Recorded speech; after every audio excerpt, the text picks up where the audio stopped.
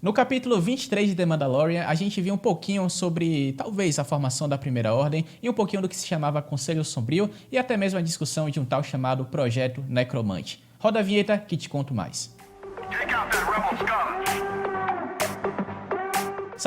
Saudações imperiais. Antes de eu continuar o vídeo, deixa o like, se inscreve no canal e obviamente ativa o sininho pra você não perder mais vídeos como esse, tá bom? Mas bora conversar um pouquinho sobre o que é esse Projeto Necromante. Todo mundo tava tendo a suposição que o Projeto Necromante tem algo a ver com o eventual retorno de Palpatine lá na sequels, lá no episódio 9 precisamente, quando o Paul fala, de alguma forma Palpatine retornou.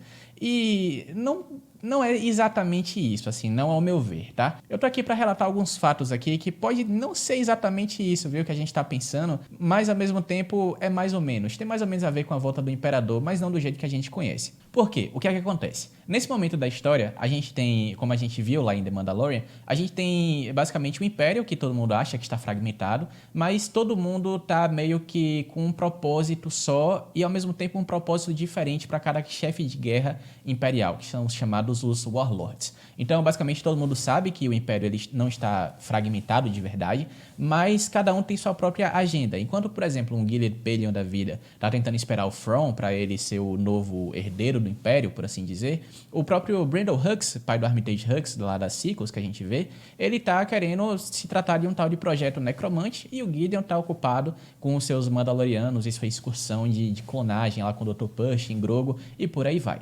Mas nesse ponto da história, a gente tem uma coisa muito significativa que é, a Batalha de Jakku já aconteceu, eu contei um pouquinho aqui no card, então clica aí nesse card que aparece aí em cima. No que a Batalha de Jakku aconteceu, Rey Zlane, ela já matou Gallius Rex, que era basicamente a figura por trás do Império, enquanto Rey Zlane servia como uma figura pública, certo?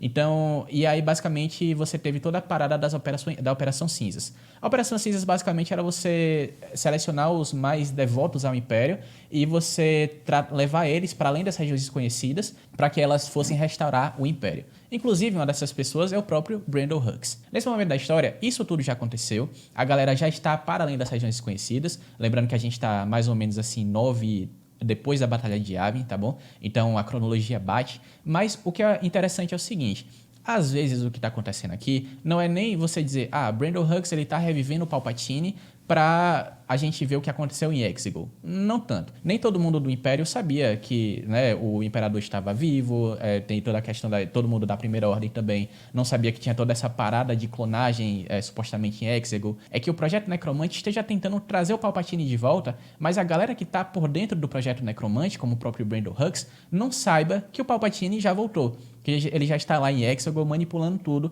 através do próprio líder supremo Snoke. Por quê? O que acontece é o seguinte, no momento que o Império, o restante do Império, na verdade, que caiu na Batalha de Jakku, ele foge para as regiões desconhecidas, a gente tem um pedacinho de informação que são chamados os Attendants de Snoke, ou basicamente são seres de uma raça misteriosa que ajudou várias espécies, além das regiões desconhecidas, a navegarem por lá, inclusive os Grisk, que são mencionados lá no livro do Thrawn e são particularmente adversários da Ascendência X. Então, basicamente, você tem o que aqui? Você tem os navegadores que ajudaram a Primeira Ordem, isso é confirmado pelo dicionário visual do episódio 8 e algumas outras obras por aí, que basicamente você tem esses attendants que servem a Snoke e eles ajudaram a Primeira Ordem a navegar até chegar no Star Destroyer Eclipse, que estava lá esperando todo o remanescente do Império para estabelecer como centro de comando móvel. A gente já mata a charada aí. Esses attendants, ou navegadores, né, de Snoke, eles já estão presentes na história a partir daí. Então, consequentemente, o Snoke também já está presente e, consequentemente,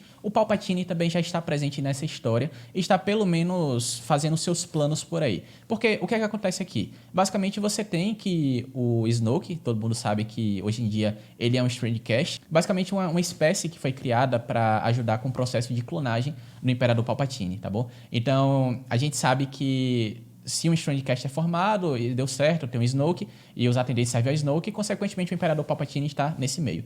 E beleza, Aí você pode até argumentar, mas o Snoke não apareceu, a Primeira Ordem tá procurando um líder e por aí vai. Beleza, mas ao mesmo tempo o Snoke, ele ainda não apareceu em eventos galácticos, porque lembra que ele ainda era uma figura toda misteriosa e tal, e só depois, lá pra mais ou menos 15, depois da Batalha de Yavin, que é mais ou menos 6 anos depois que The Mandalorian tá acontecendo, basicamente você tem que o Snoke, ele tá manipulando as questões de poder da Primeira Ordem também, e você vai sair de um triunvirato, né, basicamente formado por o falecido Gallius Rex, a Rey Sloane e o Brandon Hux, e você tá entrando na nova geração, Kylo Ren, Capitã Phasma, você tem a Phasma que mata o Brandon Hux, né, com o plot lá do livro da Phasma, por exemplo, e você tem também a própria vinda do Armitage Hux, filho do Brandon Hux, tá bom? Então, basicamente, é o seguinte, resumão da história, não tem como o Projeto Necromante ser, na minha opinião, na minha justa opinião, baseado em todos esses fatos, uma tentativa de trazer Palpatine que deu certo.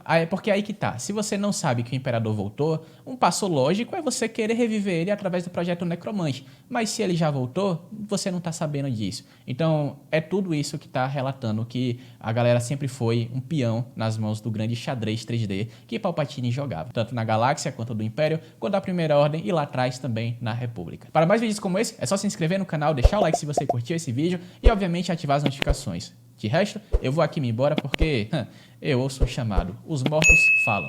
Aparentemente é isso, né? Vida longa ao Imperador.